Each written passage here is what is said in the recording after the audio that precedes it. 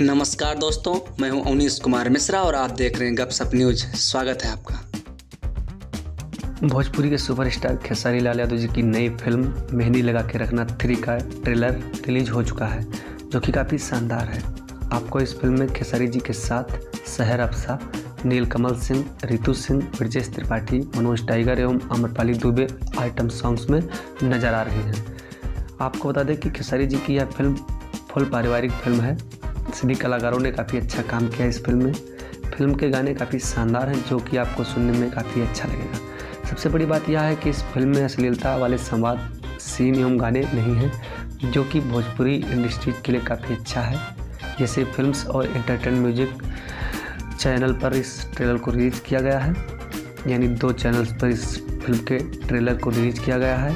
काफ़ी अच्छा ट्रेलर है। अब तक काफ़ी ज़्यादा व्यूज़ दोनों चैनलों पर बटोर चुका है। आपकी क्या राय है इस वीडियो के बारे में, हमें कमेंट करके ज़रूर बताइएगा। हमें आपके कमेंट की प्रतीक्षा रहेगी। इस वीडियो में सिर्फ इतना ही। आप देखते रहिए गपशप न्यूज। धन्यवाद।